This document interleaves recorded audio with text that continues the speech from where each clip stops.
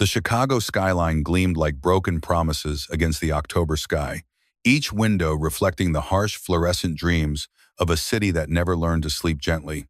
Marcus Thompson sat in his dented Honda Civic outside the gleaming towers of Sterling Enterprises, watching the parade of tailored suits and clicking heels that marked the end of another corporate day.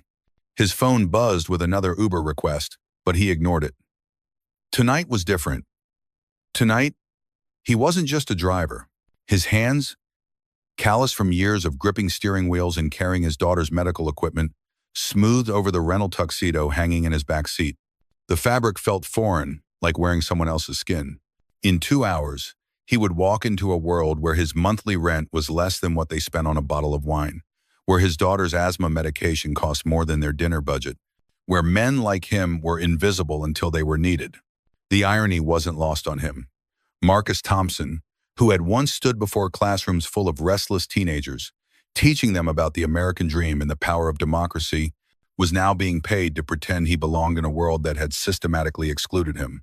But Emma needed her inhaler refilled, and the electricity bill was overdue, and dignity was a luxury he couldn't afford. His phone rang. Unknown number.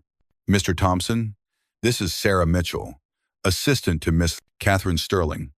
You spoke with our office about tonight's event? Marcus cleared his throat. Yes, ma'am. Miss Sterling will meet you in the lobby at 7:30. You have the details about the Whitmore Foundation Gala? I do. He'd spent the afternoon researching it online at the public library. The Whitmore Foundation, Chicago's most prestigious charitable organization, hosted an annual gala that raised millions for education initiatives. The guest list read like a who's who of Midwest power brokers. And somehow, he was about to walk into it on the arm of one of the most powerful women in the city. Excellent. One more thing. Mr. Thompson. Miss Sterling values discretion and minimal conversation.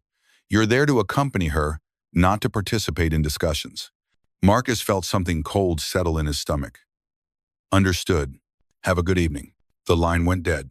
Marcus stared at his phone, then at his reflection in the rearview mirror. At 42, he still looked like the man who had commanded respect in a classroom, but the lines around his eyes had deepened, carved by late nights driving drunk college students home and early mornings delivering newspapers. His dark skin had taken on a grayish pallor from too many days without enough sunlight, too many meals skipped so Emma could have seconds. But his eyes still held the fire that had once made him believe he could change the world, one student at a time. Catherine Sterling's office occupied the entire 42nd floor of the Sterling Enterprises building, a testament to the kind of power that didn't need to announce itself. Floor-to-ceiling windows offered a panoramic view of Lake Michigan, and the decor was precisely what you'd expect from a woman who had inherited a $2 billion empire, expensive, tasteful, and utterly without warmth. She stood with her back to the door when Marcus was escorted in, her silhouette sharp against the dying light. Even from behind, she radiated the kind of controlled authority that made people instinctively lower their voices. Her auburn hair was pulled back in a flawless chignon, and she wore a black dress that probably cost more than Marcus made in 3 months. Mr. Thompson, she said without turning around. Her voice was crisp, professional, with just a hint of a Chicago accent that suggested she hadn't always lived in ivory towers. Thank you for accommodating the short notice. Thank you for the opportunity, Miss Sterling. She turned then, and Marcus felt his breath catch. Catherine Sterling was beautiful in the way that expensive things were beautiful, polished, perfect, and somehow untouchable. But there was something else in her green eyes, something that flickered beneath the surface like a candle flame in a hurricane. Pain, maybe, or exhaustion. Let's be clear about expectations, she said, walking to her desk, with the kind of precision that suggested every step was calculated. Tonight's event is crucial for Sterling Enterprises. We're announcing a new community investment initiative, and the board needs to see stability, competence, and partnership. Marcus nodded. I understand. Do you? She fixed him with a stare that could have cut glass. Because the last 3 men I've taken to these events have either tried to leverage the connection for business opportunities or spent the evening explaining to me how I should run my company. I'm not interested in either. I'm not looking for business opportunities, Miss Sterling. I'm looking to pay my daughter's medical bills. Something in her expression shifted, almost imperceptibly. How old is your daughter? 7. She has asthma. Catherine was quiet for a moment, her fingers drumming against the mahogany desk. The arrangement is simple. You accompany me to the gala, make polite conversation when necessary, and present the appearance of stability. In return, you receive $5,000 in transportation home. $5,000. Marcus tried to keep his expression neutral, but his mind was already racing. Emma's medication for 3 months. The overdue electricity bill. Maybe even enough left over for the school supplies she needed. One more thing, Catherine continued, moving to the window again. Richard Whitmore will be there tonight. He's the foundation's chairman and Sterling Enterprises' largest outside investor. He has opinions about leadership, particularly about women in leadership. If he engages you in conversation, agree with whatever he says and redirect the topic. Marcus felt that cold feeling in his stomach again. And if he asks my opinion about something, then you politely defer to me. She turned back to him, and for a moment, he saw something vulnerable in her eyes. Mr. Thompson, I've worked for 15 years to prove I belong in this position. I can't afford to have that undermined by unexpected variables. The words stung more than they should have. Marcus had heard variations of this theme his entire life. Be quiet. Don't rock the boat. Know your place. But he needed this money, and Emma needed her medication. I understand, he said quietly. Good. Sarah will escort you to the car. We leave in 20 minutes. The Whitmore Foundation Gala was held at the Drake Hotel, a Chicago institution that had hosted presidents and kings. The ballroom was a study in understated opulence. Crystal chandeliers that threw rainbows across cream-colored walls, tables draped in silk, and enough flowers to stock a small botanical garden. The crowd was exactly what Marcus had expected. Men in perfectly tailored tuxedos and women in dresses that cost more than most people's cars, all moving through the space with the casual confidence of those who had never questioned their right to be there. Marcus walked beside Catherine, hyper-aware of every step, every glance, every whispered conversation that seemed to pause as they passed. He'd been to formal events before, faculty dinners, school board meetings, his own wedding, a lifetime ago. But this was different. This was theater, and he was playing a role he'd never auditioned for. Relax, Catherine murmured as they approached the reception table. You look like you're walking to your execution. Feels like it, Marcus replied, then immediately regretted the honesty. But Catherine's lips curved in what might have been a smile. The trick is to remember that most of these people are just as insecure as you are. They're just better at hiding it. They were announced at the entrance, Miss Catherine Sterling and Mr. Marcus Thompson, and Marcus felt hundreds of eyes turn their way. He'd never been studied so intently by so many people, and he understood now why animals froze when caught in headlights. Miss Sterling! A woman in her 60s approached, diamonds glittering at her throat. How wonderful to see you. And you must be Marcus. I'm Eleanor Whitmore, Richard's wife. Marcus shook her hand, noting the way she assessed him with the kind of polite scrutiny that wealthy women had perfected over generations. Pleasure to meet you, Mrs. Whitmore. Marcus works in transportation, Catherine said smoothly. We met through mutual friends. How lovely. Richard is so looking forward to chatting with you both. He's been following Sterling Enterprises' community initiatives with great interest. As Eleanor moved away, Marcus leaned close to Catherine. Transportation? Would you prefer I tell them you're an Uber driver? The question hit harder than it should have.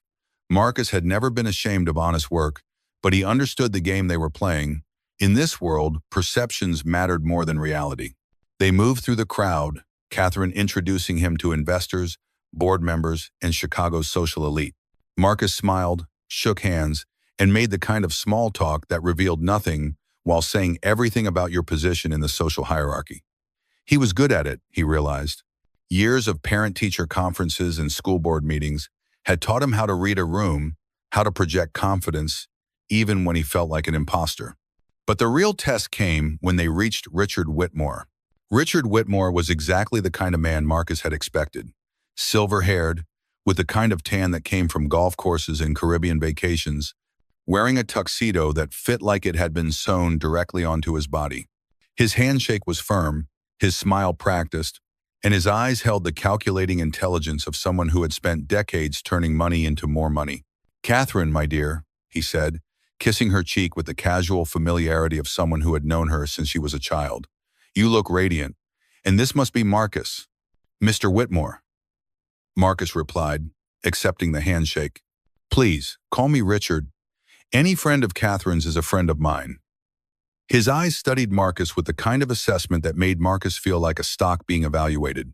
"Catherine tells me you work in transportation." "What sector?" Marcus felt Catherine's slight tension beside him.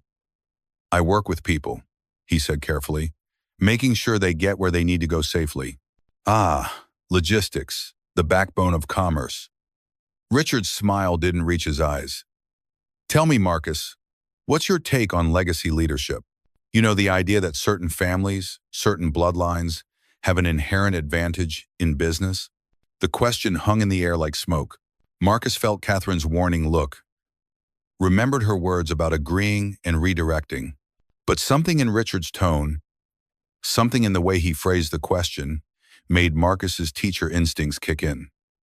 This wasn't really about business theory. This was about Catherine, about her right to lead her father's company.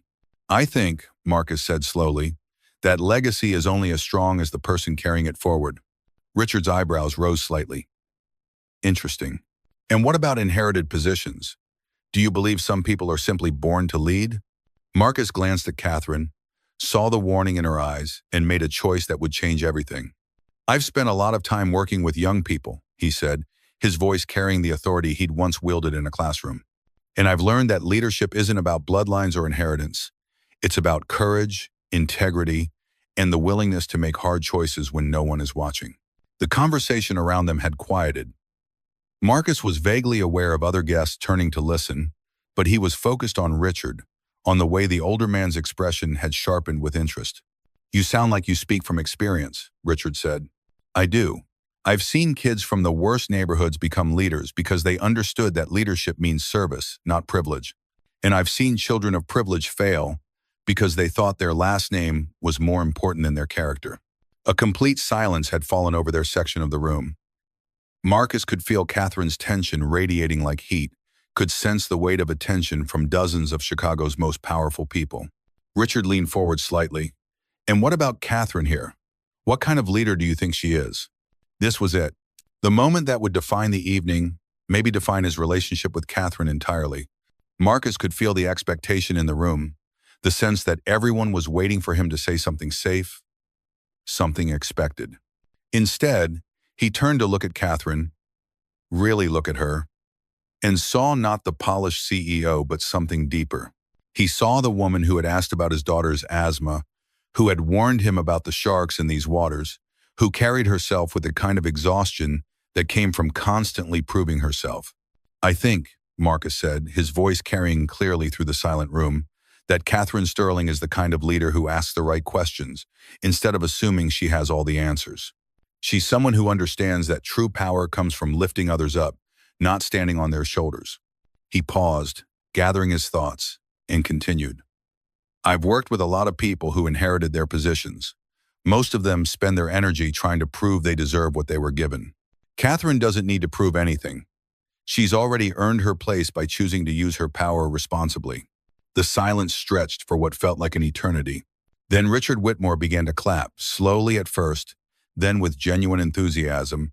The sound broke the spell, and suddenly the entire crowd was applauding, not the polite golf claps of social obligation, but something deeper, more real. "Beautifully said," Richard declared, his eyes bright with what looked like genuine respect. "Absolutely beautifully said." As the crowd began to disperse, returning to their conversations and cocktails, Catherine touched Marcus's arm lightly. "We need to talk," she said quietly. They found a quiet corner near the hotel's famous palm court, away from the crowd and the curious eyes. Catherine was silent for a long moment, her champagne glass untouched in her hands. "You were supposed to agree with him," she said finally. "I know. You were supposed to redirect the conversation. I know that too." She looked at him then, and Marcus saw something in her eyes he hadn't seen before. Not anger, but something more complex. "Do you have any idea what you just did?" Marcus shook his head. "You made Richard Whitmore, one of the most powerful men in Chicago, applaud. You made him look at me not as James Sterling's daughter, but as Catherine Sterling, CEO. Her voice was barely above a whisper. No one has ever done that before. I just told the truth. The truth. She laughed, but it was a sound without humor.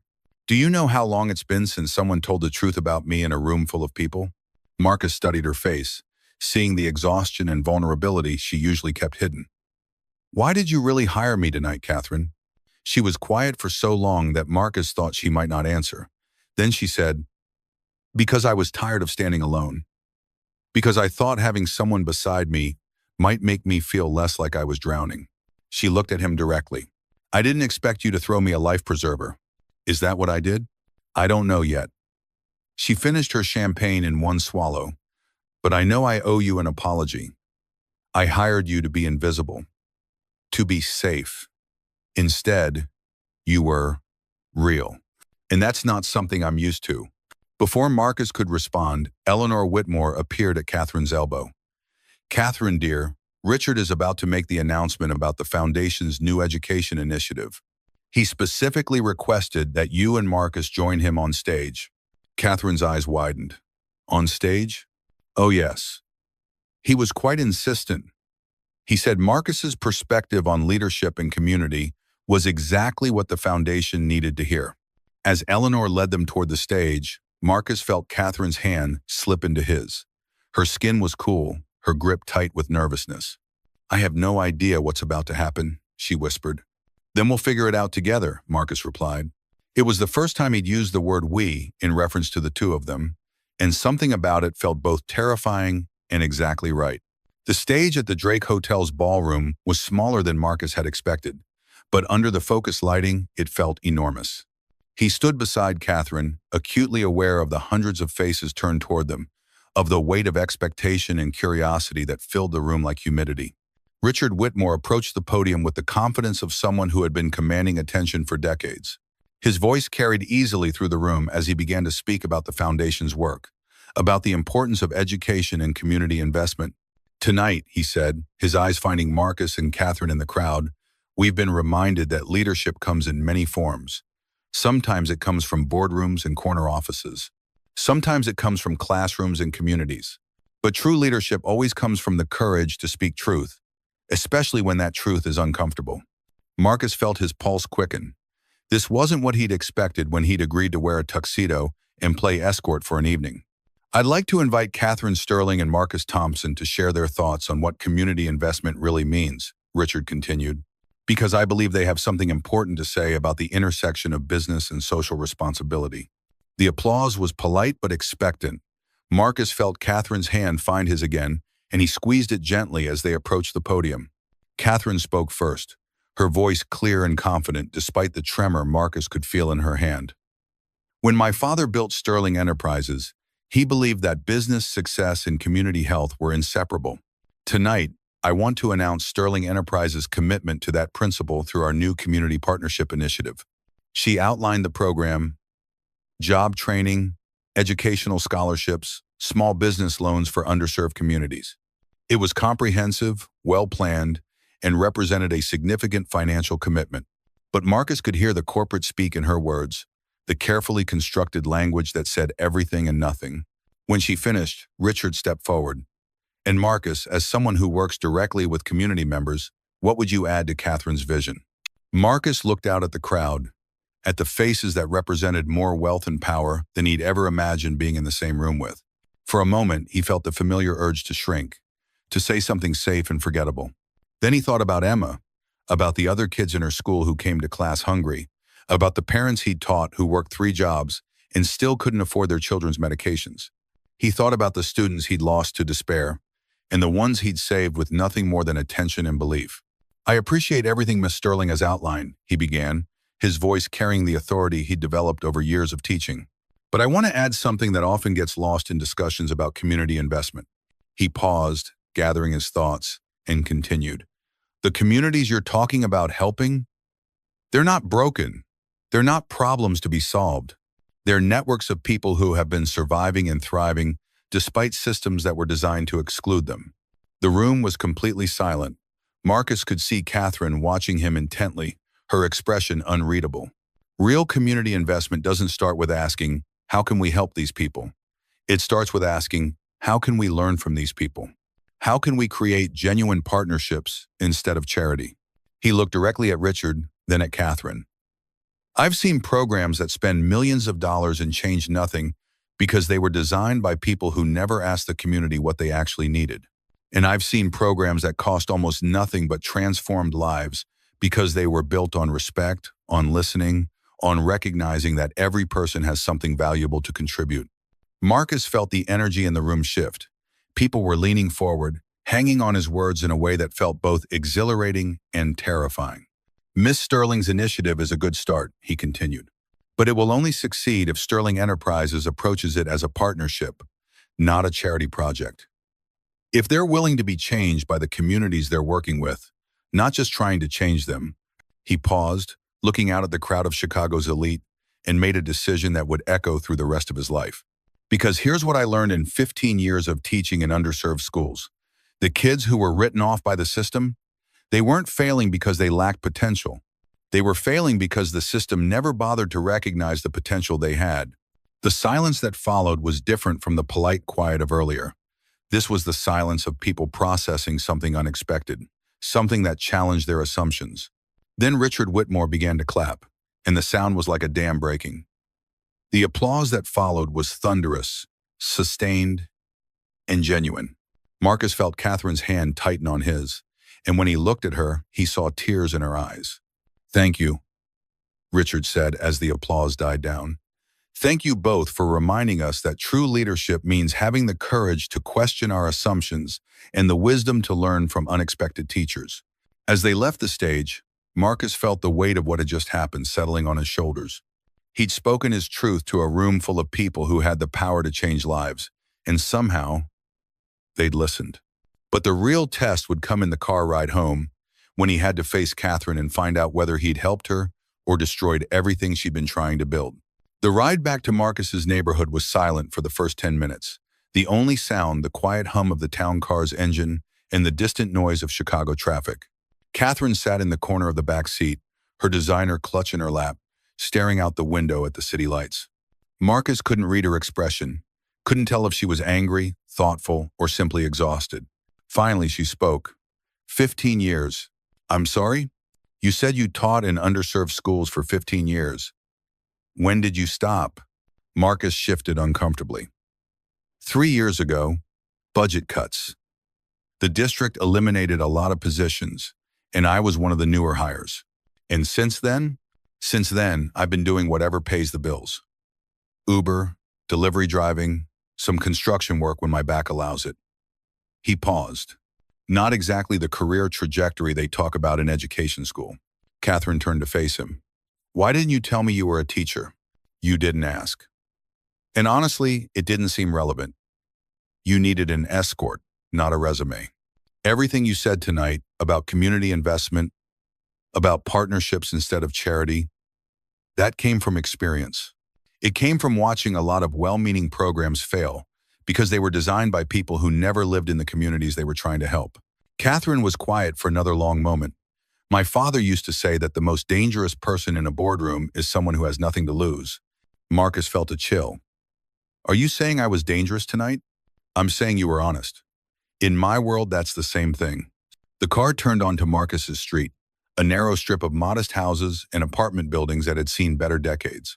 Marcus suddenly felt embarrassed, imagining how it must look to someone who lived in a downtown penthouse. This is fine, he said as they approached his building. You don't need to. I want to see where you live, Catherine interrupted. If we're going to work together, I should understand your world. Work together? She looked at him steadily. Did you think tonight was a one-time thing? After what you said up there, after the way Richard responded? Marcus, you just became the most valuable asset Sterling Enterprises has. The car stopped in front of his building, a 3-story walk-up that had been converted into apartments sometime in the 1980s. Marcus climbed out, then held the door for Catherine. She stood on the sidewalk for a moment, taking in the neighborhood, the corner store with its multilingual signs, the kids' bikes chained to the front steps, the sound of television and conversation drifting from open windows. It's not much, Marcus said. It's real, Catherine replied. When's the last time you think I was somewhere real? They climbed the stairs to a second-floor apartment, Marcus's keys jingling in the quiet hallway. Inside, the space was small but clean, filled with the kind of furniture that had been purchased for function rather than style. Emma's artwork covered the refrigerator, and her school books were stacked neatly on the kitchen table. Emma's asleep, Marcus said quietly. She goes to bed early on school nights. Catherine moved through the small living room, her heels clicking softly on the hardwood floors. She stopped at a bookshelf crammed with volumes on history, education, and social justice, many of them dog-eared and highlighted. You still study, she observed. Hard to break the habit. Besides, I keep thinking I'll get back to teaching someday. What's stopping you? Marcus laughed, but there was no humor in it. Have you seen the job market for teachers lately, especially teachers with gaps in their employment history? Catherine pulled a book from the shelf, a worn copy of Pedagogy of the Oppressed by Paulo Freire. This was assigned reading in my graduate program. You went to graduate school? MBA from Northwestern, my father insisted. She flipped through the pages, many of them marked with Marcus's notes. But I never really understood what Freire was talking about until tonight. What do you mean? Catherine closed the book and looked at him. He talks about the banking concept of education, the idea that teachers deposit knowledge into students like money into accounts. But real education is dialogue, partnership, mutual learning. You've been reading my notes, Marcus said with a slight smile. I've been thinking about what you said on stage, about partnerships instead of charity, about learning from communities instead of just trying to help them. She set the book down carefully. I want to hire you. You already did hire me. No, I hired you to be arm candy for an evening. I want to hire you to help me build something real. Marcus studied her face, looking for signs of pity or condescension. Instead, he saw something he hadn't expected, genuine respect. What exactly are you offering? A position as Director of Community Engagement for Sterling Enterprises. You'd be responsible for developing and implementing our community investment programs. Real programs, not public relations exercises. Marcus felt his heart skip. Catherine, I appreciate the offer, but the salary is $120,000 a year, plus benefits, health insurance that would cover Emma's medications. The number hit Marcus like a physical blow. $120,000 was more than he'd ever made as a teacher, more than he'd made in the past 2 years combined. It was enough to move Emma to a better school district, to stop worrying about every doctor's visit, to maybe even start saving for her college education. Why? He asked. Because you're the first person who's ever stood up in front of Richard Whitmore and told him that his assumptions about leadership were wrong. Because you understand something about community that I've never learned. Because I need someone who will tell me the truth even when it's uncomfortable. Marcus walked to the window, looking out at the street where he'd lived for the past 3 years. Where he'd learned to navigate food stamps and Medicaid applications. Where he'd discovered that pride was a luxury he couldn't afford. There's something you should know, he said without turning around, about why I really stopped teaching. Catherine waited. There was an incident. A student, a kid named Devin, came to class with bruises on his arms. I reported it like I was supposed to. But his father was connected, had influence with the school board. The investigation was buried, and I was told to mind my own business. Marcus turned back to Catherine. I couldn't do that. I kept pushing, kept asking questions. Eventually, they found a reason to eliminate my position. What happened to Devin? He aged out of the system. Last I heard, he was in county lockup. Marcus's voice was heavy with regret. I failed him. Catherine was quiet for a long moment. You tried to protect a child. That's not failure. Tell that to Devin.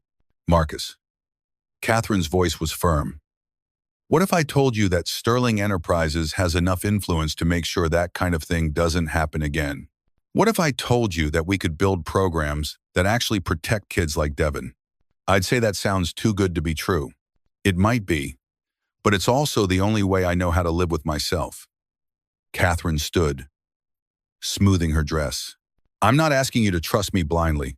I'm asking you to take a chance on the possibility that we can build something better together than either of us could alone. Marcus looked around his small apartment at the life he'd built from the wreckage of his teaching career. It wasn't much, but it was stable, predictable. Taking Catherine's offer would mean stepping back into a world that had already chewed him up once. But it would also mean Emma could have the life she deserved. "I'll need to think about it," he said. Catherine nodded. "Of course. Take your time." She paused at the door.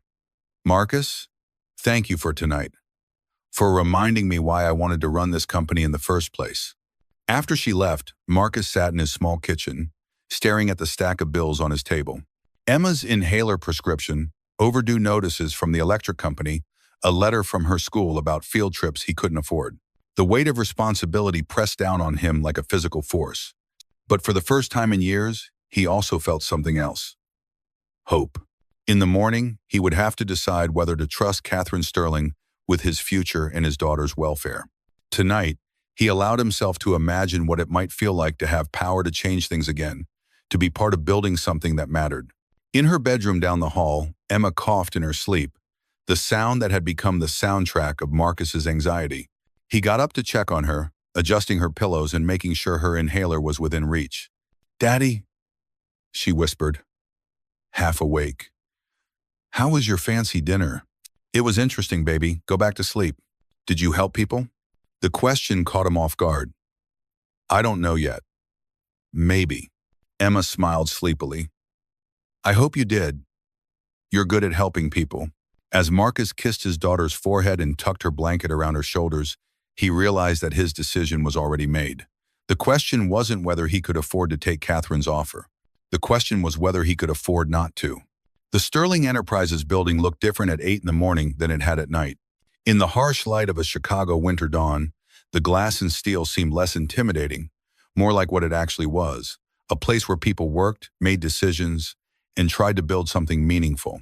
Marcus stood on the sidewalk outside, clutching a coffee that had already gone cold, watching the stream of employees flowing through the revolving doors.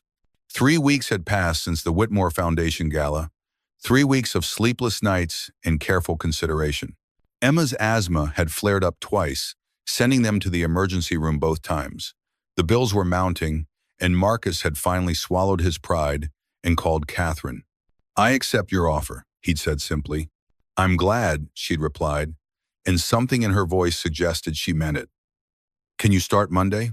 Now it was Monday, and Marcus was about to walk into a world he'd never imagined belonging to. He wore his best suit, not the rental tuxedo from the gala, but a navy blue suit he'd bought for job interviews that had never materialized. It was pressed and clean, but it couldn't hide the fact that he was still an outsider stepping into a realm of privilege and power. The elevator ride to the 42nd floor felt like ascending through layers of society. Each floor that passed represented another level of wealth and influence he'd never been part of. By the time the doors opened onto the executive level, Marcus's palms were sweating. Sarah Mitchell, Catherine's assistant, was waiting for him. She was a woman in her 50s with silver hair and the kind of efficient demeanor that suggested she'd been managing executives longer than Marcus had been alive. "Mr. Thompson," she said with a warm smile, "welcome to Sterling Enterprises. Miss Sterling is in a board meeting, but she asked me to show you to your office and get you settled." Marcus followed her down a corridor lined with oil paintings and windows that offered stunning views of Lake Michigan. The office she led him to was larger than his apartment, with floor-to-ceiling windows, a mahogany desk, and a sitting area with leather chairs. "This is mine?" he asked, unable to keep the amazement out of his voice. "Miss Sterling insisted on one of the corner offices," Sarah replied. "She said you'd need space for community meetings and that the view would remind you why this work matters." Marcus walked to the window, looking out over the city that sprawled toward the horizon. From this height, he could see the neighborhoods where he taught, where he still lived, where families struggled to make ends meet. The distance between this office and that reality felt both vast and bridgeable.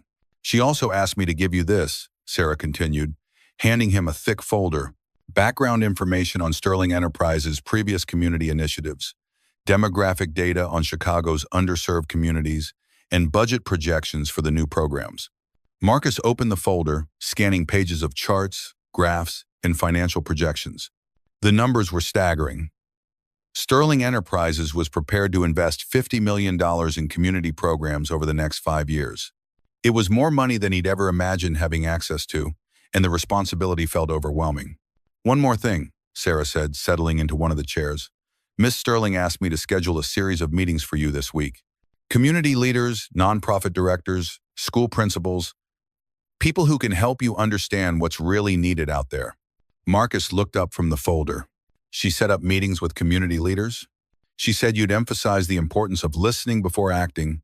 She wants you to have those conversations before the board meeting next Friday. What board meeting? Sarah's expression grew more serious. The one where you'll be presenting your preliminary recommendations for the Community Investment Initiative. Miss Sterling has scheduled it as the first major test of your role here. Marcus felt his stomach drop. I've been on the job for exactly 15 minutes, and I already have to present to the board? Welcome to Sterling Enterprises, Sarah said with a sympathetic smile. Miss Sterling doesn't believe in easing into things. She believes in throwing people into the deep end and seeing if they can swim. As if summoned by the mention of her name, Catherine appeared in the doorway. She wore a charcoal gray suit that made her look like she could negotiate hostile takeovers before breakfast. But when she saw Marcus, her expression softened slightly. "How are you settling in?" she asked. "Still processing the fact that I have an office bigger than my apartment," Marcus replied. Catherine stepped into the room, and Sarah discreetly withdrew. "I wanted to talk to you about expectations," Catherine said, closing the door behind her. "I'm listening." The board is skeptical about this initiative. They see it as a costly experiment that might not generate measurable returns. She walked to the window, standing beside Marcus. "They're also skeptical about you, because I'm not one of them. Because you're not what they expected. Richard Whitmore's endorsement carries weight, but several board members are wondering if you can translate inspiring speeches into practical programs." Marcus nodded slowly. "And you? What do you think?" Catherine turned to face him. "I think you're exactly what this company needs. But I also think you're going to have to prove it over and over again." "What's the real timeline here, Catherine? How long do I have to show results?" "Honestly, 6 months. If we can't demonstrate clear progress by then, the board will pressure me to redirect the funds to more traditional investments." 6 months. Marcus had gone from unemployment to having 6 months to prove that $50 million in community investment was worth the risk. The weight of it settled on his shoulders like a physical burden. "There's something else," Catherine continued. "Victoria Nash, our COO, has been resistant to this initiative. She's brilliant, ambitious, and she believes that Sterling Enterprises should focus on maximizing shareholder value rather than community impact. She's not wrong from a traditional business perspective. No, she's not. But she's also not right from a human perspective." Catherine's voice carried a note of frustration. She's been building alliances on the board, questioning whether this initiative is the best use of company resources. Marcus studied Catherine's face. "Are you warning me about office politics?" "I'm warning you that Victoria sees you as a threat to her vision for the company. She's going to be looking for ways to undermine your programs. And you want me to what? Fight her? I want you to succeed so completely that her objections become irrelevant." Before Marcus could respond, there was a knock on the door. Sarah peeked in. "Miss Sterling, your 10 o'clock is here." "We'll continue this conversation later," Catherine said. "For now, focus on those community meetings. Listen to what people really need, not what we think they need." As Catherine left, Marcus sat down at his new desk and opened the folder Sarah had given him. The data was comprehensive. Poverty rates by neighborhood, educational achievement gaps, unemployment statistics, healthcare access issues. But behind every number was a human story, a family struggling to build a better life. He thought about Emma, about the nights he'd held her while she struggled to breathe, about the choices he'd made and the opportunities he'd missed. Now he had a chance to ensure that other parents didn't have to make those same impossible choices. Marcus pulled out his phone and started making calls. If he was going to succeed, he needed to start by understanding the communities he was supposed to serve. And that meant getting out of this gleaming office and back into the neighborhoods where real life happened. The Southside Community Center occupied a converted warehouse in a neighborhood that had seen better decades. The building's brick facade was weathered but clean, and the windows were filled with colorful artwork created by local children. Marcus parked his Honda Civic between a rusted pickup truck and a minivan held together with duct tape and determination. Inside, the center buzzed with activity. Elderly men played chess in one corner, while teenagers worked on computers in another. A group of women sat in a circle, some knitting while others tended to babies. The smell of coffee and something delicious drifted from the kitchen area. "You must be Marcus Thompson," said a woman approaching him with a warm smile. She was in her 60s, with silver hair braided down her back and eyes that seemed to take in everything at once. "I'm Maria Santos, the director here." Catherine Sterling said, "You wanted to learn about our community." Marcus shook her hand, noting the firm grip and the calluses that spoke of years of physical work. "Thank you for taking the time to meet with me." "Time is something we have," Maria replied. "Money is what we don't have. Come on, let me show you around." Maria led him through the center, explaining the programs they offered with limited resources. Adult education classes, job training, childcare for working parents, a food pantry, and a small medical clinic staffed by volunteer nurses. "We serve about 500 families," Maria explained as they walked, "but we could serve twice that if we had the resources." "What's the biggest challenge you face?" Maria paused beside a bulletin board covered with job postings, most of them for minimum wage positions. "Transportation. You can't work if you can't get to work. We have people who want jobs, but they can't afford cars, and the public transit doesn't reach the areas where the jobs are." Marcus made a note. "What else?" "Childcare. We can provide it here during the day, but what about parents who work nights or weekends? They have to choose between working and leaving their kids unsupervised." They continued the tour, and Marcus began to see the intricate web of challenges that kept families trapped in poverty. It wasn't just about money, it was about access, opportunity, and the complex logistics of survival. "Can I ask you something?" Maria said as they sat in her small office. "Are you here because you want to help, or because your company needs to look good?" The question was direct, without hostility, but Marcus could hear the weight of experience behind it. "Probably both," he said honestly, "but I hope the helping part matters more." Maria smiled. "Good answer. You want to know why most corporate programs fail?" "I do. Because they're designed by people who have never been poor. They create solutions to problems they don't understand, and then they're surprised when those solutions don't work." Marcus thought about his own experience, the years of struggling to make ends meet while Emma fought her asthma. What would real help look like? Partnership. Not charity, partnership. Hire people from the community to run the programs. Pay them decent wages. Ask us what we need instead of telling us what you think we need. And if a company was serious about that kind of partnership, Maria's expression grew more interested. Then we'd have something to talk about. Marcus spent the next hour taking notes as Maria outlined the community's actual needs versus what most corporations thought they needed. By the time he left, he had a page full of ideas that looked nothing like traditional corporate social responsibility programs. His next stop was Lincoln Elementary School, where he'd once taught. The building looked smaller than he remembered, more worn down. Budget cuts had taken their toll. The playground equipment was old, the paint was peeling, and the library had been converted into additional classroom space. Principal Janet Williams greeted him in the hallway. She was a woman in her 50s who had been at Lincoln for 20 years, weathering every budget crisis and policy change with determined optimism.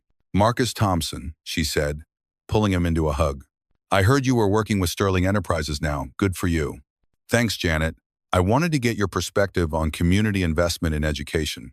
Janet led him to her office, which was cramped but organized, with student artwork covering every available surface. "What do you want to know?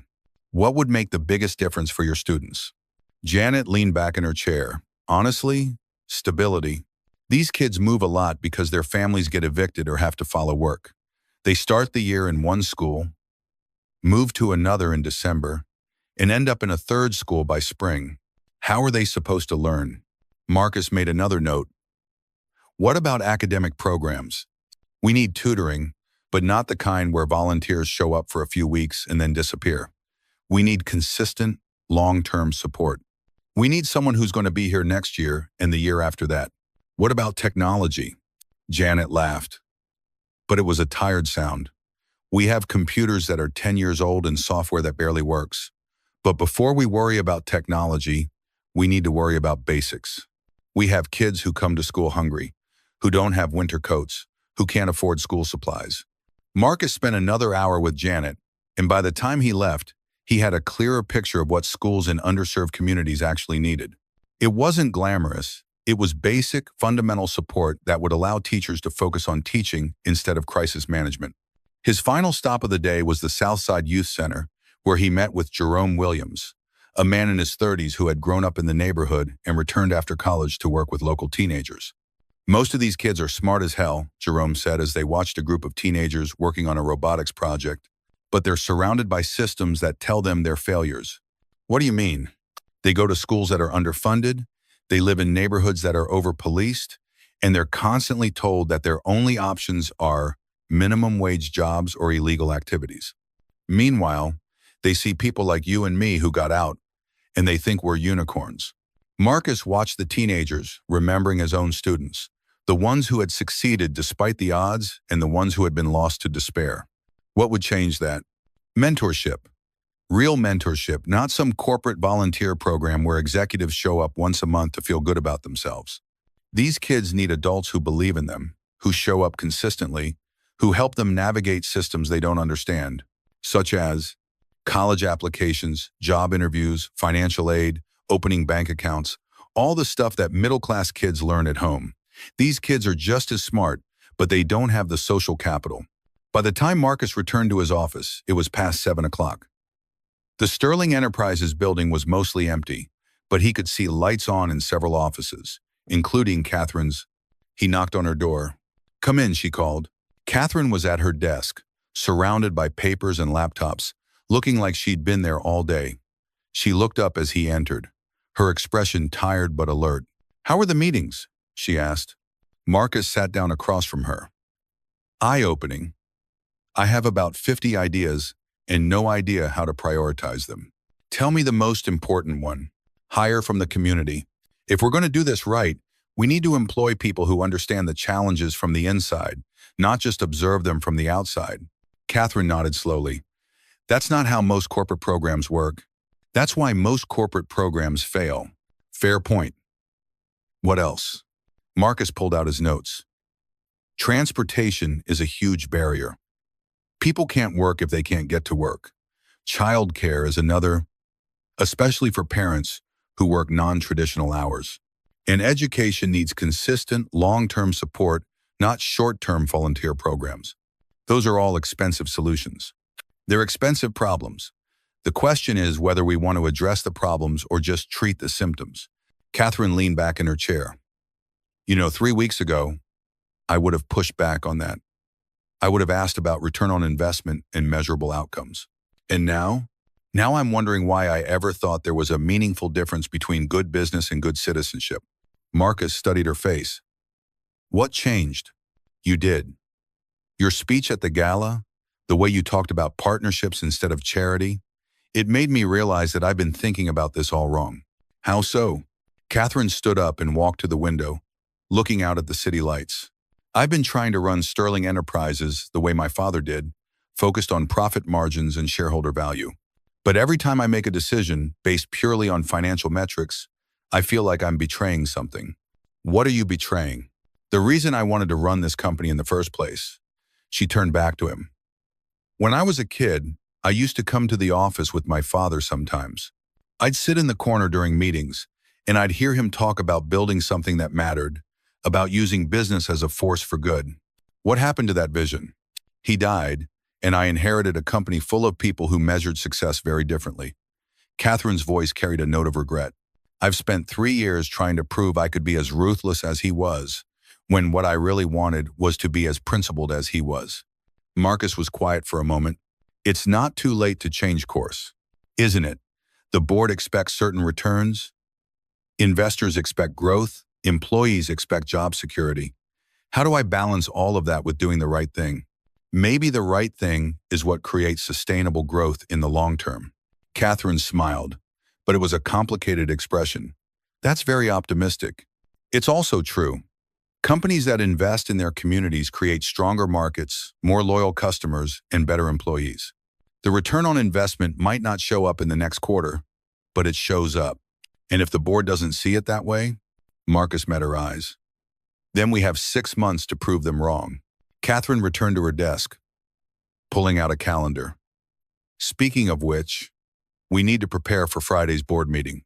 They're going to want specifics, budget allocations, timelines, measurable goals. I can have preliminary recommendations ready by Thursday. Good. And Marcus? She looked up at him. Thank you for today, for going out there and actually listening instead of just collecting data. It's what you hired me to do. It's what I hoped you would do. There's a difference. As Marcus gathered his things to leave, Catherine called after him. One more thing.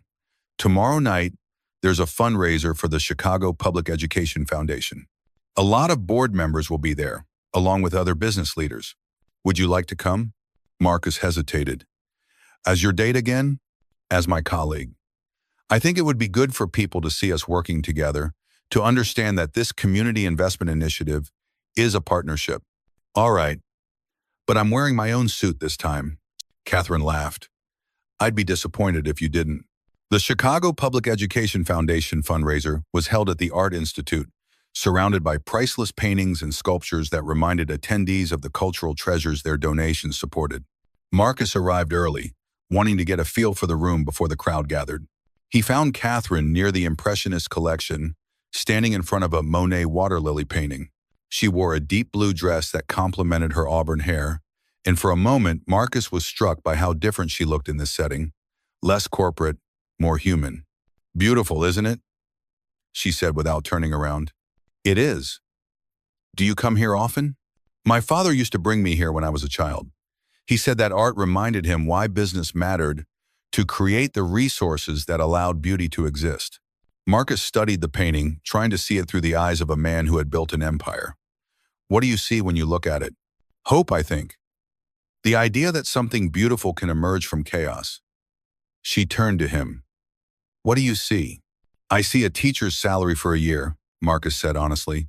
I know that's not very poetic, but it's hard for me to look at expensive things without thinking about what that money could accomplish. Catherine was quiet for a moment. I used to think like that too, when I was younger. But my father taught me that supporting the arts was part of supporting the community. He wasn't wrong, but I bet he never had to choose between buying groceries and buying his daughter's medication. The words came out more sharply than Marcus had intended, and he immediately regretted them. But Catherine didn't look offended. Instead, she looked thoughtful. No, she said softly. He never had to make that choice. Neither have I. Before Marcus could respond, they were interrupted by a familiar voice. Catherine, how wonderful to see you here. Marcus turned to see Victoria Nash approaching, with the kind of smile that looked warm but felt calculating. She was a woman in her early 40s, impeccably dressed and carrying herself with the confidence of someone who had never questioned her right to be in any room. Victoria, Catherine replied, her tone polite but cooler than it had been moments before. I don't think you've met Marcus Thompson. Marcus, this is Victoria Nash, our Chief Operating Officer. Victoria extended a manicured hand. Mr. Thompson, I've heard so much about you. Miss Nash, Marcus replied, shaking her hand and noting the way she assessed him, like a chess player studying an opponent's opening move. I understand you're leading our new community investment initiative, Victoria continued. How exciting! I'd love to hear more about your background in corporate social responsibility. The question was phrased pleasantly, but Marcus could hear the trap in it. Victoria knew perfectly well that he had no background in corporate social responsibility, and she was highlighting that fact in front of Catherine. I don't have a background in corporate social responsibility, Marcus said simply. I have a background in community, which is what this initiative is actually about. Victoria's smile didn't waver. Of course.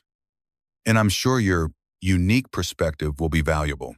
I just hope you understand the financial complexities involved in large-scale corporate initiatives. I understand that the financial complexities are often used as excuses for inaction. Marcus replied calmly. Catherine stepped slightly closer to Marcus, a subtle but clear signal of support. Marcus has been visiting communities throughout the city, getting first-hand information about what's actually needed. How thorough, Victoria said. I hope you're also consulting with our financial analysts about budget constraints and return on investment projections. I'm consulting with the people who will be affected by these programs, Marcus said. Their return on investment is measured in different terms. Victoria's smile finally showed some strain. Well, I look forward to seeing your recommendations at Friday's board meeting. I'm sure they'll be very idealistic. As Victoria moved away, Catherine touched Marcus's arm lightly.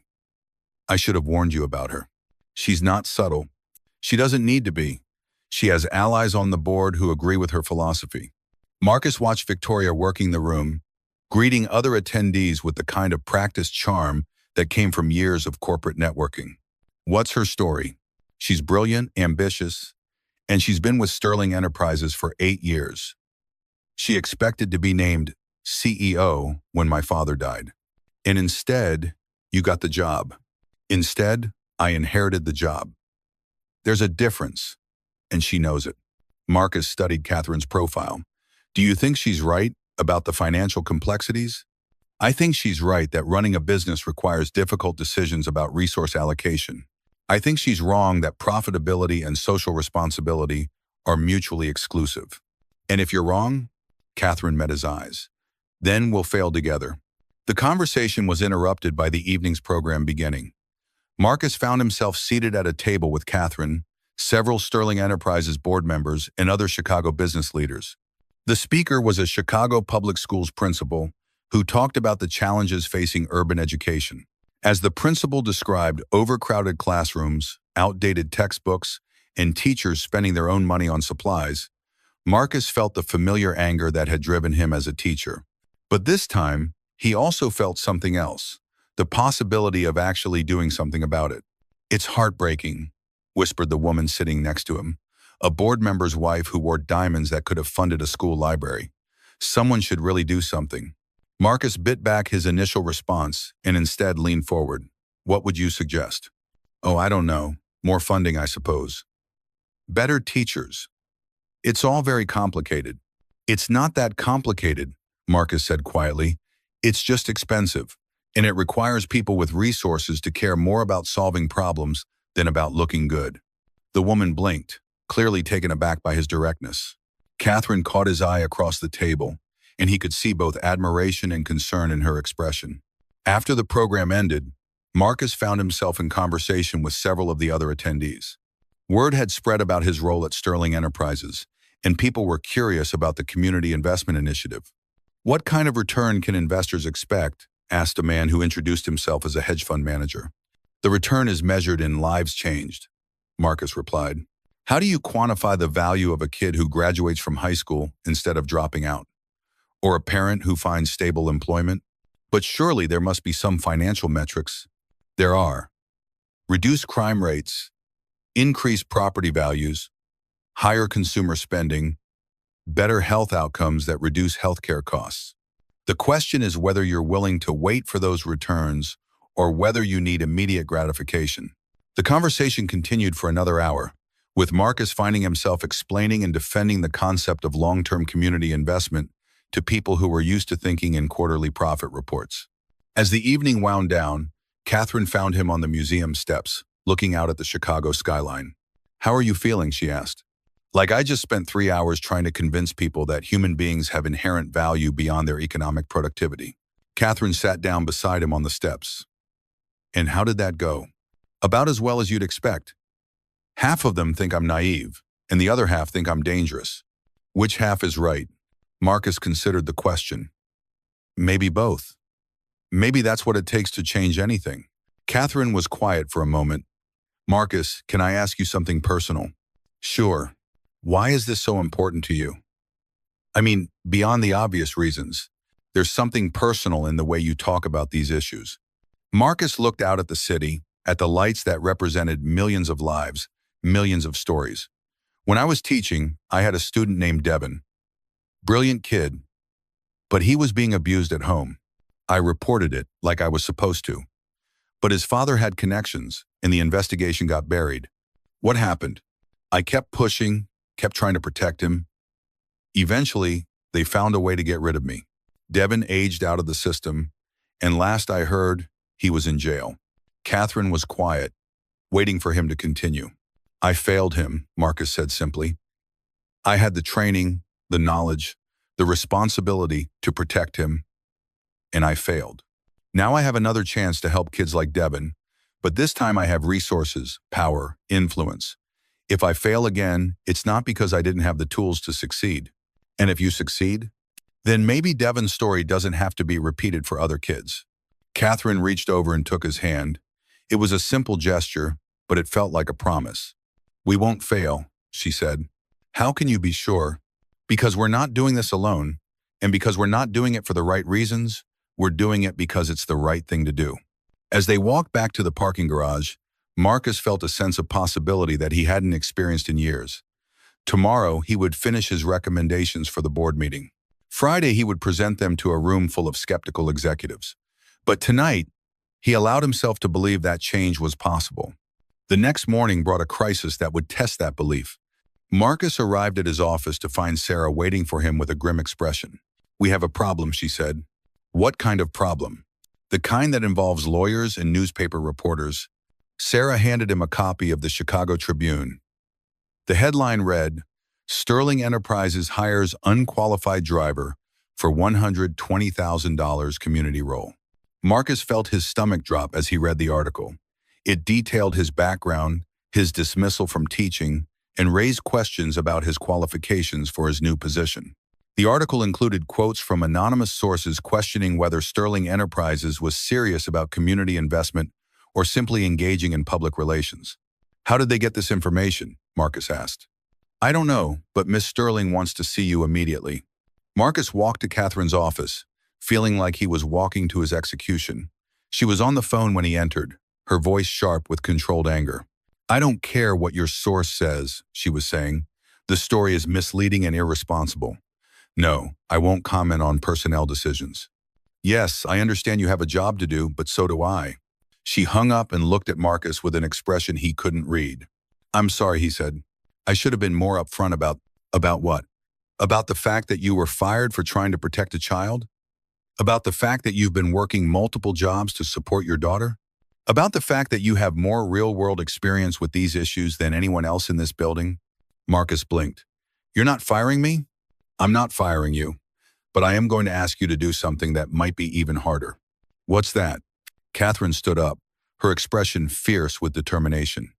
"I'm going to ask you to walk into that board meeting tomorrow and tell them exactly who you are and why that matters. No apologies, no explanations, no defensiveness. Just the truth. And if they decide I'm not qualified, then they'll be making a mistake that will cost them the best opportunity they've ever had to do something meaningful." Marcus looked at her, seeing not just the CEO but the woman who had chosen to trust him when no one else would. "Okay," he said, "let's do this." But as he returned to his office to prepare for the most important presentation of his life, Marcus couldn't shake the feeling that someone had deliberately leaked his information to the press. And if that was true, it meant he had an enemy who was willing to play dirty to stop Sterling Enterprises' community investment initiative. The question was, who and what were they willing to do next? The Sterling Enterprises boardroom was a monument to corporate power. A long mahogany table surrounded by leather chairs, oil paintings of past CEOs, and windows that offered a commanding view of downtown Chicago. Marcus had never felt smaller than he did walking into that room on Friday morning, carrying his presentation folder and trying to project confidence he didn't feel. The board members were already seated when he arrived. Marcus recognized some of them from the various events he'd attended with Catherine, successful men and women in their 50s and 60s who had built careers on making smart investments and avoiding unnecessary risks. At the head of the table sat Catherine, her expression carefully neutral. To her right was Victoria Nash, who offered Marcus a smile that didn't reach her eyes. "Ladies and gentlemen," Catherine began, "I'd like to formally introduce Marcus Thompson, our new Director of Community Engagement. Marcus will be presenting his preliminary recommendations for our Community Investment Initiative." Marcus stood, feeling the weight of scrutiny from around the table. Someone had clearly briefed them on the newspaper article because he could see the skepticism in their faces. "Thank you, Miss Sterling," he began, his voice steadier than he felt. "Before I present my recommendations, I want to address something directly." He paused, looking around the table. "I'm sure you've all read the Tribune article about my background. Everything in that article is true. I was fired from my teaching position for trying to protect a student from abuse. I have been working as a driver to support my daughter. I don't have an MBA or a background in corporate social responsibility." The room was silent, waiting. "What the article didn't mention," Marcus continued, is that I spent 15 years working in communities that Sterling Enterprises wants to invest in. I've seen what works and what doesn't. I know the difference between programs that make corporations feel good and programs that actually change lives. He opened his presentation folder. Over the past week, I've met with community leaders, school principals, and nonprofit directors.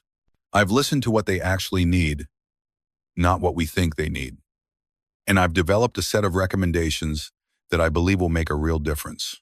Marcus clicked to his first slide, which showed a map of Chicago with various neighborhoods highlighted.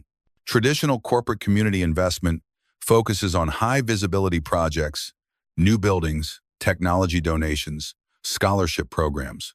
These aren't bad things, but they often miss the fundamental barriers that keep families in poverty. He clicked to the next slide, which showed a web of interconnected issues. The number one barrier to employment in underserved communities is transportation. People can't work if they can't get to work. The number two barrier is childcare, especially for parents working non-traditional hours. The number three barrier is basic financial literacy, understanding how to open bank accounts, build credit, navigate bureaucracy.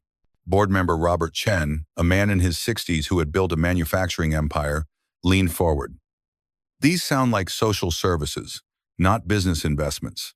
They are business investments, Marcus replied. Every person who gains stable employment becomes a consumer, a taxpayer, a community member who contributes to economic growth. Every child who graduates from high school, instead of dropping out, represents decades of increased economic productivity. But what are the measurable outcomes? Asked Patricia Williams, a woman who had made her fortune in real estate development. How do we track return on investment? Marcus had been expecting this question. We track it the same way we track any long-term investment. Employment rates, educational achievement, crime statistics, property values, local business revenue, but we measure success over years, not quarters. Victoria Nash spoke up. Mr. Thompson, these are admirable goals, but Sterling Enterprises has shareholders who expect returns. How do we justify spending $50 million on programs that might not show results for years? Because, Marcus said, meeting her gaze directly, the cost of not investing is higher than the cost of investing. How much does it cost society when a child drops out of school? How much does it cost when families can't find stable employment? How much does it cost when communities are trapped in cycles of poverty? He clicked to his next slide, which showed specific program proposals. I'm recommending that we start with 3 pilot programs. First, a transportation cooperative that provides reliable, affordable transportation to job sites. Second, a childcare network that operates during non-traditional hours. Third, a financial literacy and small business development program. Board member David Kim, a tech entrepreneur, raised his hand. What makes you think these programs will succeed where others have failed? Because they're designed by people who understand the problems from the inside. Each program will be staffed primarily by community members, people who have lived these challenges and overcome them. They'll be paid living wages, not volunteer stipends. Marcus could see interest growing around the table, but he could also see skepticism. Let me give you a specific example, he continued. The Southside Community Center serves 500 families, but they could serve 1,000 if they had better transportation options. Maria Santos, the director, has identified exactly what's needed: a van service that runs between the community center and major job sites, operating during shift changes. He clicked to the next slide, which showed detailed budget projections. The cost to implement this service is $200,000 annually. But if it helps 200 additional people find stable employment, the increased tax revenue alone would pay for the program within 3 years. That's assuming the program actually works, Victoria interjected. What if it doesn't? Marcus turned to her.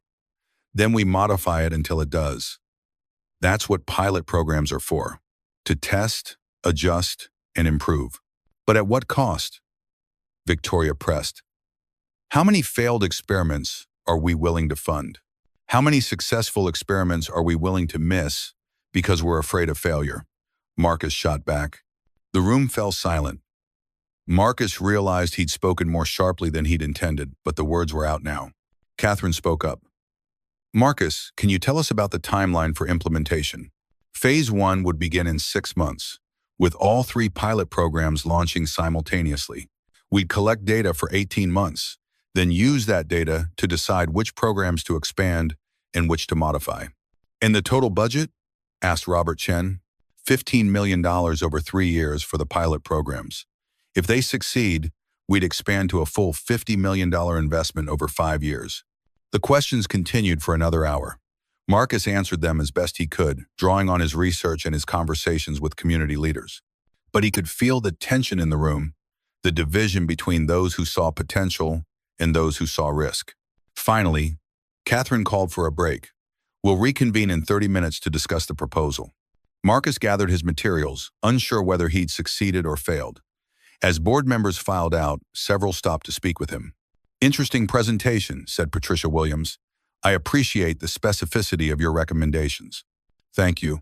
I have to ask, though, are you prepared for the possibility that some of these programs might not work, that we might have to shut them down?" Marcus met her eyes.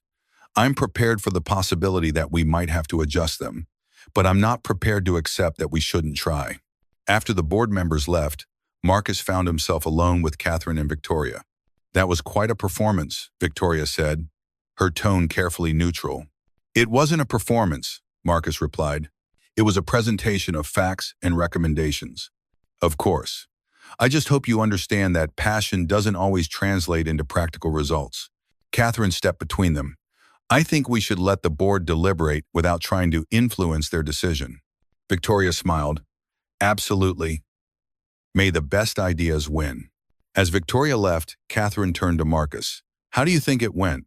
"I think I made some people angry, and some people think." "I'm not sure which group is larger." "The thinking group," Catherine said. "Trust me. And if I'm wrong? If they vote down the proposal?" Catherine was quiet for a moment. "Then we'll find another way." "But Marcus, regardless of what happens, you did something important in there. You made them see these issues as human problems, not abstract policy questions. Will that be enough?"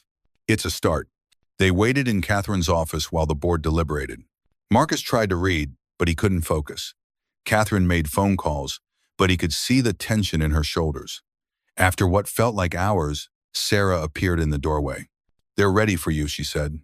Back in the boardroom, the board members looked serious, but not hostile. Catherine took her seat at the head of the table, and Marcus stood beside her. Robert Chen spoke first. "Marcus, we've discussed your proposal extensively. We have concerns about the timeline, the budget, and the measurability of outcomes." Marcus felt his heart sink. "However," Chen continued, "we also recognize that Sterling Enterprises has an opportunity to be a leader in corporate community investment. We're prepared to approve a modified version of your proposal." Marcus blinked. "Modified how?" Patricia Williams answered. "We're approving 2 of your 3 pilot programs, the Transportation Cooperative and the Financial Literacy Program. We're reducing the initial budget to $10 million over 2 years.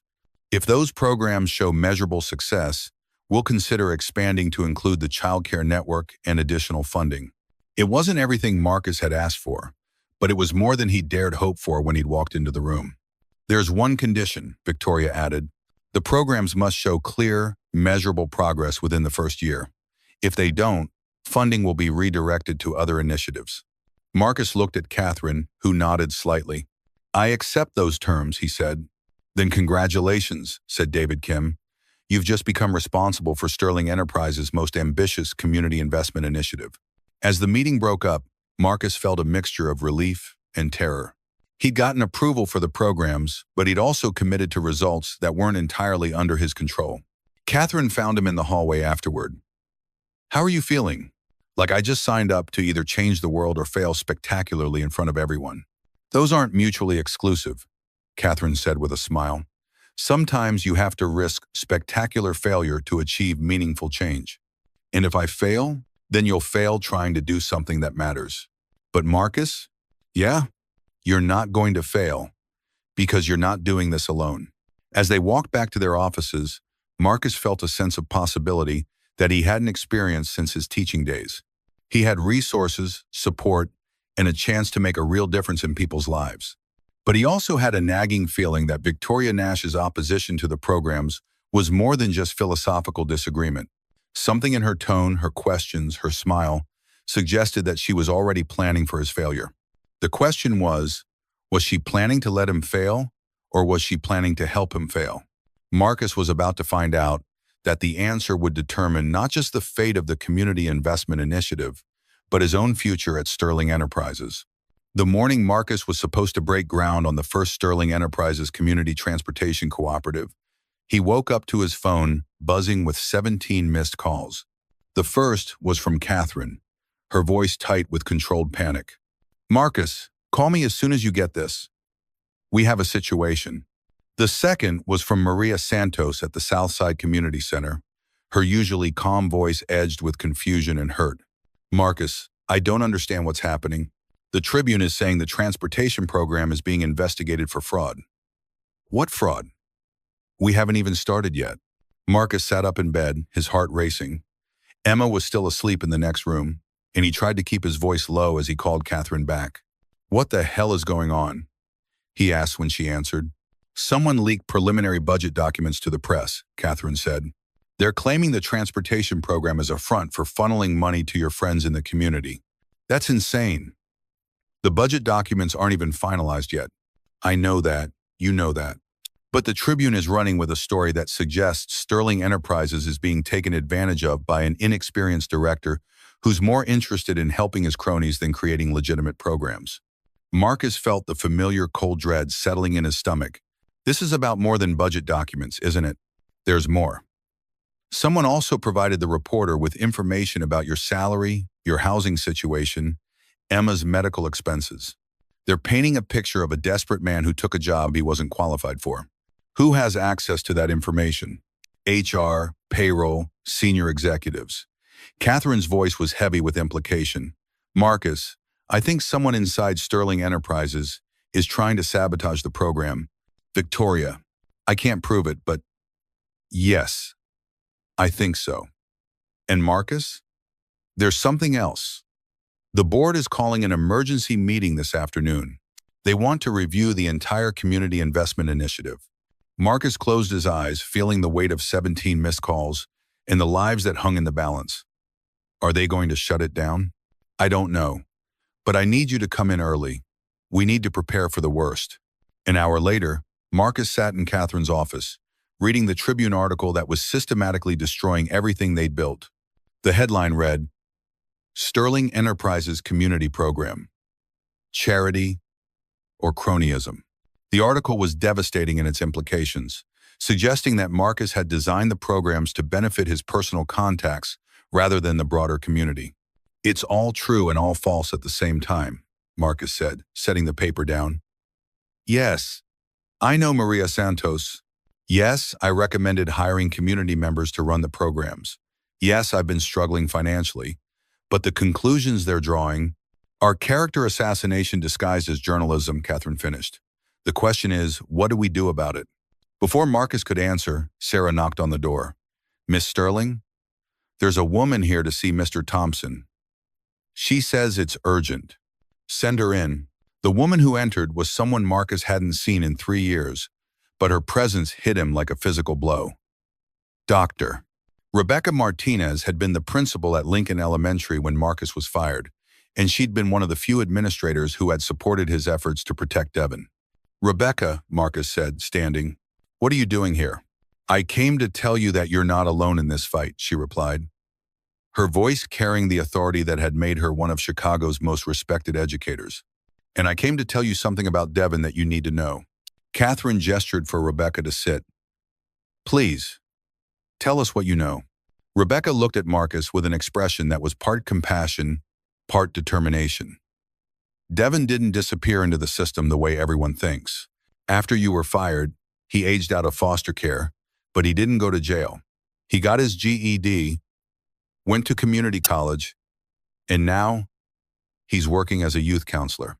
Marcus felt his breath catch. "What?" "He's been working with kids who've been through the system, helping them navigate the same challenges he faced. And Marcus, he's been telling people for years that you saved his life. But I failed him. I couldn't protect him from You couldn't protect him from his father, Rebecca interrupted, but you protected him from giving up on himself. The attention you gave him, the belief you showed in him, the way you fought for him, even when it cost you your job, that's what kept him going. Marcus felt tears burning his eyes. Why are you telling me this now? Because Devin saw the Tribune article this morning. He's been trying to reach you. Rebecca handed Marcus a folded piece of paper. He wanted me to give you this. Marcus opened the letter, recognizing the careful handwriting of someone who had taught himself to write with precision and purpose. Mr. Thompson, I saw the newspaper today and I got angry. Not at you, but at the people trying to tear down what you're building. You probably don't remember, but you once told me that courage isn't the absence of fear. It's doing what's right even when you're afraid. I've been working with kids for 5 years now, and I tell every one of them about the teacher who lost his job because he wouldn't let a kid fall through the cracks. I tell them that there are adults who will fight for them even when it's hard. Don't let them stop you. The kids you're trying to help need you to be as stubborn as you were with me. Thank you for saving my life. Devin Williams. Marcus read the letter twice, then looked up at Rebecca. He's really okay? He's more than okay. He's thriving. And he's not the only one. There are 15 other students from your classes who have gone on to college, careers, meaningful lives. They remember the teacher who believed in them. Catherine leaned forward. Miss Martinez, would you be willing to speak to our board about Marcus's track record as an educator? I'd be honored to, but there's something else you should know. Rebecca's expression grew more serious. I've been doing some research since I saw the Tribune article. The reporter who wrote it, Janet Crawford, has written 3 similar hit pieces in the past 2 years, all targeting community programs that threatened existing power structures. What do you mean? Marcus asked. I mean, someone is paying her to write these stories. And if you dig into the sources she quotes, you'll find they're all connected to the same network of corporate interests that profit from keeping communities underserved. Catherine and Marcus exchanged glances. Can you prove that? Catherine asked. I can prove that Janet Crawford has received consulting fees from firms that represent payday loan companies, private prison operators, and charter school networks, all industries that profit from community instability. Marcus felt a surge of anger. So this isn't just about me or Sterling Enterprises. It's about stopping community investment programs altogether. Exactly. And it's working. 3 programs in the past 2 years have been shut down after Crawford's articles, even though they were showing positive results. Catherine stood up, pacing to the window. Then we need to fight back, not just defend ourselves, but expose what's really happening. How? Marcus asked. By telling the truth. By showing the board and the public exactly what these programs are meant to accomplish and who's trying to stop them. Rebecca smiled. I was hoping you'd say that. Because Devin isn't the only one who wants to help. I've been in touch with other students, other teachers, other community leaders. They're all willing to speak up. Marcus felt a spark of hope. What are you suggesting? I'm suggesting that when you walk into that board meeting this afternoon, you don't go alone. You bring the community with you. The Sterling Enterprises boardroom had never held so many people. By 2 p.m., every seat was filled, and additional chairs had been brought in to accommodate the overflow. Marcus sat at the head of the table with Catherine, but around them were faces he'd never expected to see in a corporate boardroom. Maria Santos from the Community Center, Principal Janet Williams from Lincoln Elementary, Devon Williams, now a confident young man of 24, and a dozen other community members, former students and local leaders. Victoria Nash sat at the far end of the table, her expression carefully neutral, but Marcus could see the tension in her posture. She'd clearly expected a simple board meeting where she could present her case for shutting down the Community Investment Initiative. Instead, she was facing a room full of people who had personal stakes in the program's success. Robert Chen called the meeting to order. Ladies and gentlemen, we're here to address the concerns raised in this morning's Tribune article and to determine the future of Sterling Enterprises community investment programs. Before we begin, Catherine said, standing, I want to address the elephant in the room. The Tribune article was based on selectively leaked information designed to create a false narrative. We have evidence that suggests this leak was coordinated with similar attacks on other community programs. Victoria spoke up. Catherine, I understand you're trying to protect your initiative, but we can't ignore legitimate concerns about fiscal responsibility and program oversight. You're right, Marcus said, also standing. We can't ignore those concerns, but we also can't ignore the fact that someone is trying to destroy these programs before they even begin. He gestured to the people around the table. I'd like you to meet some of the people who would be affected by that destruction. Devin Williams was the first to speak. He stood with the confidence of someone who had overcome enormous odds and found his purpose. My name is Devin Williams, he began, his voice clear and strong. 15 years ago, I was a kid in the foster care system being abused by my placement family. Mr. Thompson was my history teacher, and he was the first adult who noticed that something was wrong. The room was completely silent. When he reported the abuse, his career was destroyed. But he kept fighting for me, kept believing in me, even when I didn't believe in myself. That's the kind of person you're being asked to trust with your community investment programs. Devin looked directly at Victoria. I've read the Tribune article. It suggests that Mr. Thompson is unqualified, that he's looking out for his friends instead of the community. I'm here to tell you that's exactly backward. Mr. Thompson lost his job because he put a child's welfare above his own career security. That's not a character flaw. That's the qualification that matters most. Maria Santos spoke next. I've been running community programs for 20 years. I've seen a lot of corporations come through our neighborhood with promises and good intentions. Most of them disappear when the photo opportunities are over. She looked around the table. Marcus Thompson is different. He came to our center not to take pictures, but to listen. He sat with our families, learned their names, understood their struggles. The transportation program he's proposing? It's not his idea, it's theirs. He just figured out how to make it happen. Principal Janet Williams stood next. I've been in education for 30 years, and I've seen a lot of people who think they can fix schools from the outside. Most of them have never spent a day in a classroom with 30 kids, limited resources, and constant budget cuts. She looked directly at the board members. Marcus Thompson spent 15 years in those classrooms. He knows what works and what doesn't. More importantly, he knows that successful programs are built with communities, not imposed on them. One by one, the community members spoke. A mother talked about how the transportation program would allow her to take a job that would lift her family out of poverty. A teenager described how the financial literacy program could help him start a business instead of turning to illegal activities. A grandmother explained how the child care network would allow her daughter to work while her grandchildren stayed safe. When they finished, the room was silent except for the sound of people breathing and thinking. Victoria Nash finally spoke. These are moving stories, but they don't address the fundamental question of fiscal responsibility. How do we know these programs will produce measurable results? Because we're going to measure them, Marcus replied. Not just with statistics, but with lives changed, families stabilized, communities strengthened. That's not enough for our shareholders, Victoria pressed. They expect returns on investment. Then let's talk about returns, said a new voice from the back of the room. Everyone turned to see Richard Whitmore entering the boardroom, followed by Eleanor Whitmore and two other people Marcus didn't recognize. Richard, Catherine said, clearly surprised. I didn't expect you. I hope you don't mind the intrusion, Richard replied, taking a seat.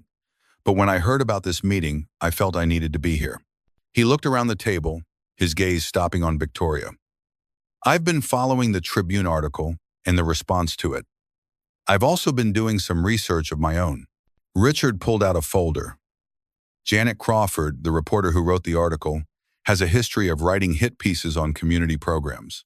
She's been paid consulting fees by companies that profit from community instability. Victoria's face went pale. That's a serious accusation.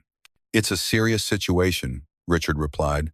Someone is trying to manipulate Sterling Enterprises into abandoning programs that could transform communities. The question is, who benefits from that manipulation? He looked directly at Victoria. I've also discovered that you've been in contact with several investment firms that specialize in private prison construction and payday lending operations. Firms that would be negatively affected by successful community investment programs. The room erupted in murmurs and shocked whispers. Victoria stood up, her composure finally cracking. This is ridiculous, she said. You're suggesting that I sabotaged our own programs? I'm suggesting that you had a motive to do so, Richard replied calmly. You've been planning to leave Sterling Enterprises to start your own consulting firm, specializing in advising companies on how to avoid costly community investment programs. Catherine stared at Victoria in shock. Is that true? Victoria's silence was answer enough.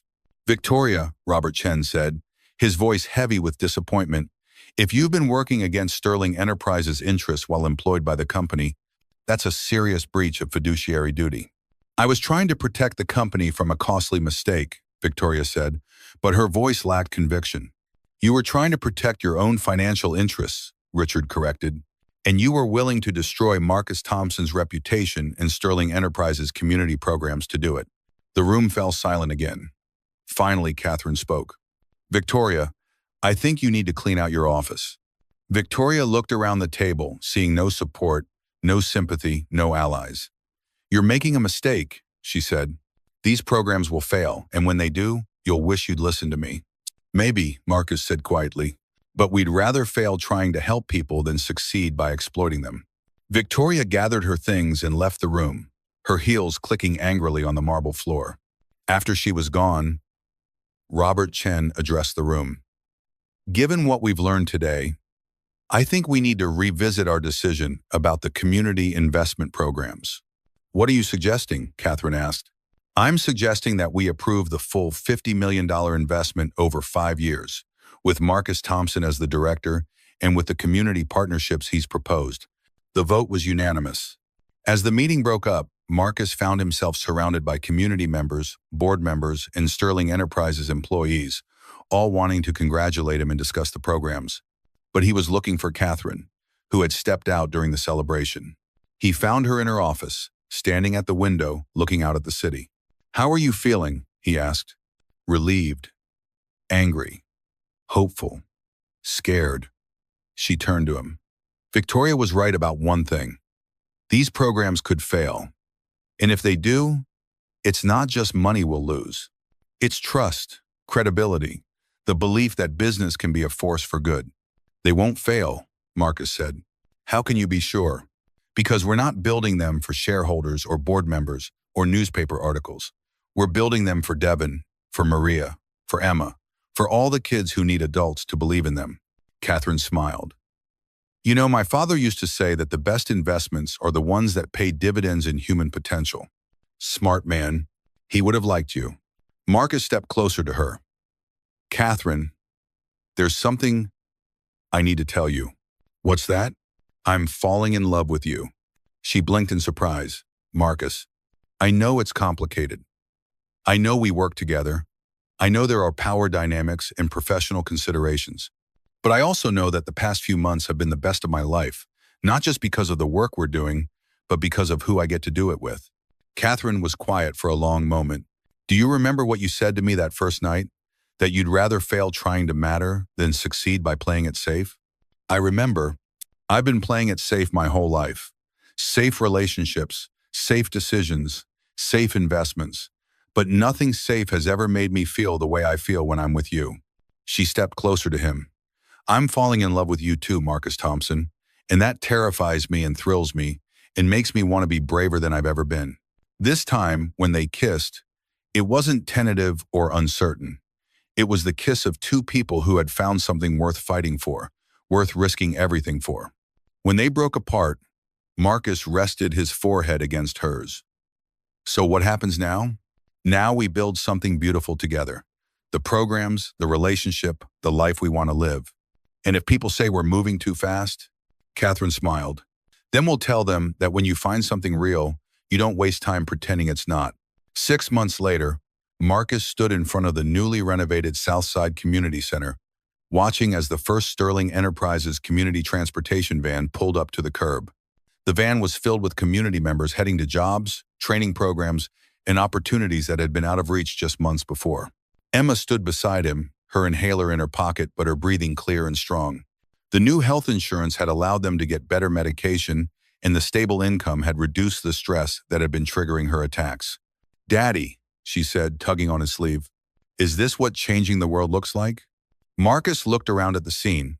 Maria Santos greeting the van passengers, Devin Williams leading a group of teenagers in a financial literacy workshop, community members who had been hired as program coordinators, helping families navigate services.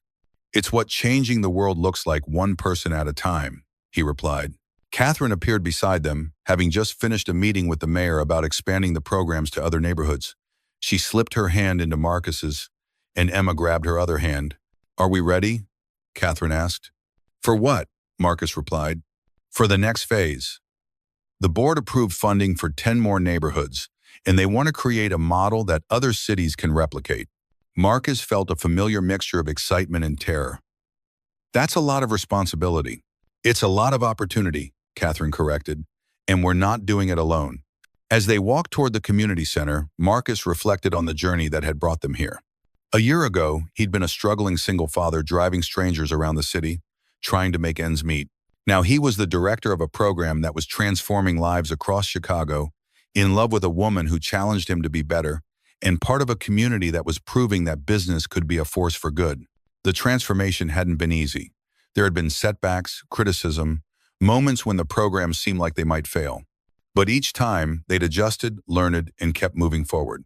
"Marcus," Catherine said as they reached the community center doors, "there's something I need to tell you." "What's that?" "The Chicago Tribune wants to do a follow-up story about the success of the programs, about Victoria's attempts to sabotage them, about the model we've created." Marcus smiled. "And what are you going to tell them?" "The truth. That sometimes the most important investments are the ones that pay dividends in human potential. That real leadership means listening to people who have been ignored. That courage isn't the absence of fear. It's doing what's right even when you're afraid." Emma looked up at them. "Are you going to be in the newspaper again?" "Maybe," Marcus replied. "But this time, it'll be a story about what we built together, not what someone tried to tear down." As they entered the community center, Marcus was struck by the energy in the room. People were learning, growing, building better lives for themselves and their families. Children were playing while their parents attended classes. Teenagers were working on projects that would help them get into college or start careers. It was messy, complicated, and imperfect, but it was real, and it was working. That evening, as Marcus tucked Emma into bed in their new apartment, still modest, but in a better neighborhood with better schools, she asked him the question that had been on his mind as well. "Daddy, what happens next?" Marcus thought about the expansion plans, the other cities that wanted to replicate their model, the marriage proposal he'd been working up the courage to make to Catherine. "Next, we keep building," he said. "We keep helping people, keep learning, keep growing, and we remember that the most important thing isn't how big we get, but how many lives we touch along the way." Emma nodded solemnly. "And we stay together, you and me and Catherine, forever and always," Marcus promised. As Emma drifted off to sleep, Marcus sat in his small home office, looking over plans for the next phase of community investment programs. His phone buzzed with a text from Catherine. "Thank you for teaching me that love and leadership aren't about being perfect. They're about being real." He texted back, "Thank you for teaching me that second chances are worth fighting for, even when the odds are against you." Marcus looked out the window at the Chicago skyline, at the city that had broken him down and built him back up. Tomorrow would bring new challenges, new opportunities, new chances to make a difference. But tonight, he was exactly where he belonged, building something meaningful with someone he loved, raising a daughter who understood that changing the world was possible, one person at a time. The story that had begun with a desperate phone call and a borrowed tuxedo had become something neither Marcus nor Catherine could have imagined. It had become a love story, a success story, and a testament to the power of choosing courage over comfort, partnership over profit, and hope over fear. And in the end, that was the most important lesson of all, that the most transformative investments are the ones we make in each other. The wedding was held in the garden behind the Southside Community Center, surrounded by sunflowers that the children had planted as part of their urban agriculture program. Marcus stood at the altar in his best suit. Not rented this time, but purchased with his own money, a symbol of how far he'd come. Catherine walked down the aisle not to the traditional wedding march, but to a song performed by the community center's youth choir. Her dress was elegant but not extravagant, and her smile was radiant with the joy of someone who had found exactly where she belonged. Emma served as the ring bearer, her small hands carefully carrying the symbols of her father's and Catherine's commitment to each other. Devin Williams, now pursuing a master's degree in social work, served as Marcus's best man, Maria Santos, who had become Catherine's closest friend and advisor, stood as maid of honor. The officiant was Judge Patricia Williams, the Sterling Enterprises board member who had become one of the community investment program's strongest advocates. As she spoke about love, commitment, and the power of partnership, Marcus looked out at the assembled crowd. There were Sterling Enterprises employees sitting next to community members. Former students of Marcus's sat beside business leaders. Children who had been helped by the programs played quietly while their parents watched the ceremony. It was a gathering that would have been impossible a year ago, when Marcus was just a struggling driver and Catherine was just a lonely CEO.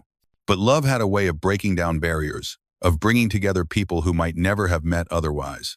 Marcus, Judge Williams, said, "Do you take Catherine to be your wife, to stand beside her in success and struggle, to build a life together based on mutual respect, shared values, and the courage to keep growing?"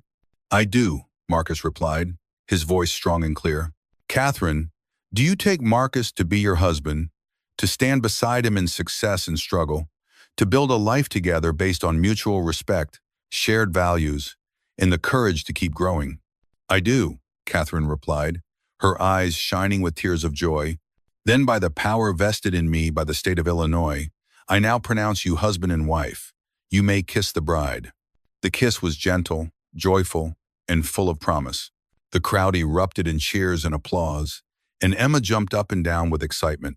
As they walked back down the aisle together, Marcus caught sight of the banner that the community center children had made. "Congratulations, Mr. and Mrs. Thompson. Thank you for believing in us." The reception was held in the community center's main hall, with food prepared by local restaurants that had been supported by the Small Business Development Program. The speeches were heartfelt and personal, filled with stories of transformation and hope. Richard Whitmore spoke about the power of authentic leadership. Devin Williams talked about the importance of adults who refuse to give up on young people. Maria Santos shared her vision of what communities could accomplish when they were given resources and respect. But the most moving speech came from Emma, who had insisted on speaking even though she was only 7 years old. "My daddy used to be sad a lot," she said, standing on a chair so everyone could see her. "He tried to hide it, but I could tell. He was sad because he wanted to help people, but he couldn't." The room was completely silent, hanging on every word. But then he met Catherine, and she gave him a chance to help people again, and now he's not sad anymore. He's happy, and he's helping lots of people, and we're a family. She paused, looking around the room with the seriousness that children sometimes possess. "I think that's what love is. It's when people help each other be the best they can be, and it's when they don't give up on each other, even when things are hard." The applause was thunderous, but Marcus barely heard it. He was too busy looking at his daughter, amazed by her wisdom and grateful for the journey that had brought them all together. As the evening wound down, Marcus and Catherine found themselves on the community center's rooftop, looking out over the neighborhood that had become their shared mission. "Any regrets?" Catherine asked, her head resting on his shoulder. "Only that it took us so long to find each other," Marcus replied. "And what happens now?" Marcus smiled. "Now we keep building the programs, the family, the life we want to live, and we remember that the most important investments are the ones that pay dividends in human potential." Catherine kissed him softly. "I love you, Marcus Thompson." "I love you too, Catherine Thompson." As they stood together on the rooftop, surrounded by the city that had tested them and ultimately embraced them, Marcus reflected on the unlikely journey that had brought them to this moment. A desperate phone call, a borrowed tuxedo, and a speech that had shocked a room full of powerful people had led to love, family, and the chance to make a real difference in the world. It was, he realized, the best possible ending to a story that had begun with two people who had lost their way and found each other. But it was also, he knew, just the beginning of the next chapter in their lives together.